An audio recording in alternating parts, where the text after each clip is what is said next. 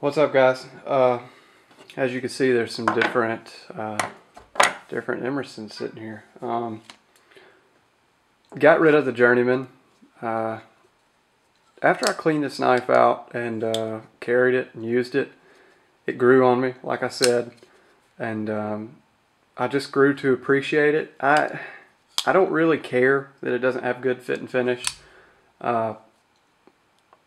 Admittedly, most of the knives I buy because it's a pride of ownership thing. I like carrying a nice knife that's still capable, and I'm willing to spend the extra money to get the high levels of fit and finish. But it's not all that important. Really, a knife is just designed to cut, and these definitely cut. I do like the chisel grind. I like the way it cuts. In some instances, it cuts better. And in other instances, it's a drawback. But just like anything else, it has pros and cons. Anyway, I really grew to like this Emerson. And the more I played with the Journeyman, the less I liked it. I don't really like the bigger ones because the handles are way too big for me. And it just seems like the blade to handle ratio is off. So I do definitely like the smaller ones better. This thing, after I've been playing with it and cleaned it out, is just buttery smooth and solid as a rock, which I like. And the grip is just phenomenally comfortable. I can't get over how comfortable it is.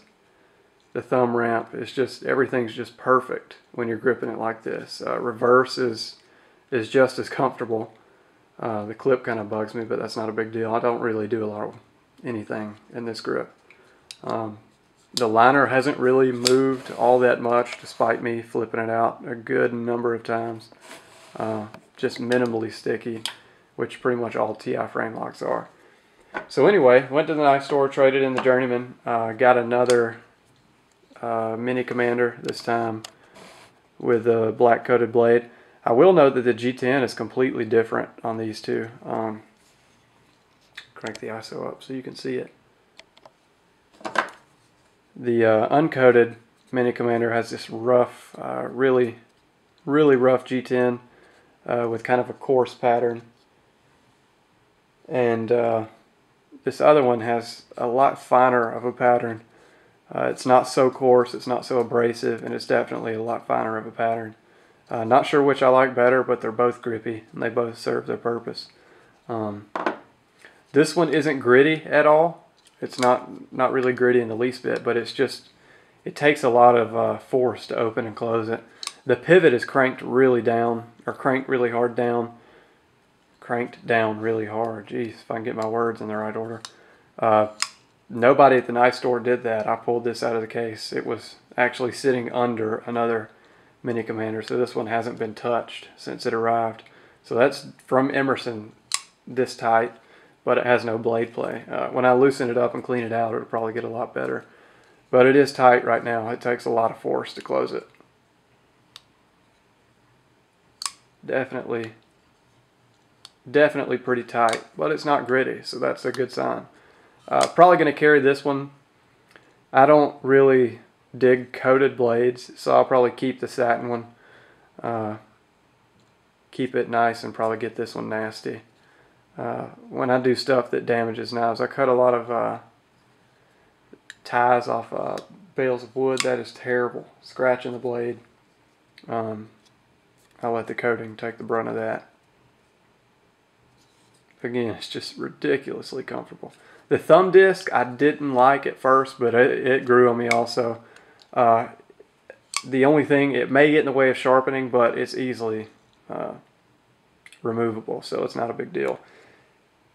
If you are removing this thumb disc, when you put this screw back in, don't torque it down really hard. I have a friend that is really into Emersons, and he actually broke a screw off in the blade, had to send it off, and it was a custom Emerson. So be careful with that if you're new to Emersons. Everybody else that already owns them, I'm sure you know that. Something that I saw and that I handled and fell in love with is the Mini CQC 15. This thing is just badass. The recurve combined with the Tanto point, it just looks sick to me. I don't know why. It just speaks to me. Again, the handle is ridiculously comfortable. I like this one. It has a nice finger guard. I don't do a lot of puncturing like that. I'm mostly just doing cutting, slicing. So that's not a big deal to me, but I do like it. This one is even tighter than this one. Again, it takes a whole lot of force to get this thing in and out. You can see my thumb turning white when I'm pushing on it. Yeah. Jeez. It's tight, but it'll loosen up. This one doesn't have any blade play either, so I guess they just tighten them down to make them, I don't know, maybe. I've heard of some people tightening their knives down to make sure they pass some country's customs or what. I don't know.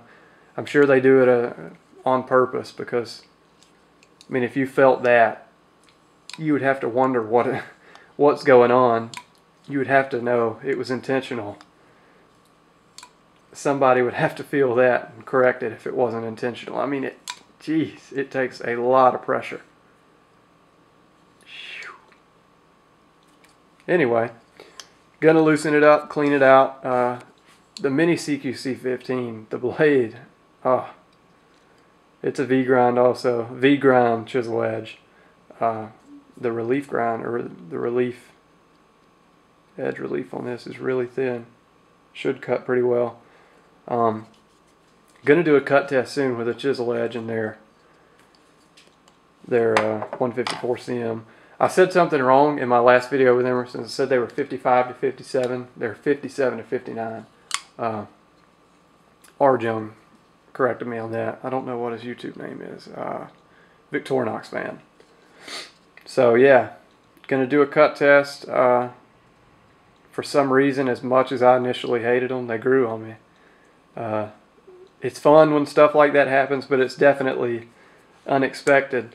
The wave feature, I don't use at all. I don't really carry knives for self-defense. I carry guns for that. If my gun doesn't work, jams, fails, I'm going to run. I'm not going to be trying to knife fight somebody. Again, you could be one of those types that carries a knife for self-defense, and doesn't matter. Tons of people do. I seem to be the minority that doesn't carry a knife for self-defense. But I personally won't do it. The lockup, I picked these three out specifically, but the lockup on these is excellent. This is the latest one out of the group. But these others that I got are really early and don't stick at all. Well, just a little bit, but I got to put graphite on the tang. Really, really early lockup, so it has good room to wear in. That one's super early, but it doesn't fail, so. Yep, starting to like them. Kind of weird, never thought I would, but it happens. Never thought I'd be sitting here talking about Emerson knives. Never, ever, ever. If you can get past the no fit and finish, then you can really just accept them for what they are. The fit and finish thing, it normally would bug me, but I guess I can just look past it. You don't really need fit and finish to be functional. As long as the knife functions, it really doesn't matter.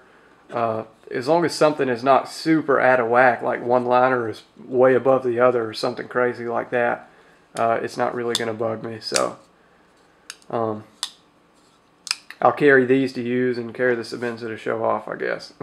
Not that anybody would, non-knife people wouldn't know the difference between the two. But yeah, starting to really like them. Glad I got 2 of these mini Commanders, and probably will definitely have more of these. I don't know why. The whole shape of that thing is just mean looking. I do wish it came with an uncoated blade, but I can deal with a black coating. If anybody knows what they use, let me know, because I'm completely unaware of what they use to get their coatings or do their coatings. If you notice anything different, my wedding band that didn't fit, we bought a new one. This one's just pure gold. It's white gold. White gold is just regular yellow gold with a rhodium plate on it. So yeah, this one's definitely a lot heavier, but it fits much, much better. I think it looks better too. But anyway, thanks for watching, guys. I should have a review coming up on the Emersons pretty soon, and a cut test, and maybe some demos. Maybe I'll see what they can take. if I can get out and find a spot to do it. I'll put them to the test. But anyway, thanks for watching, guys, and I'll see you next time.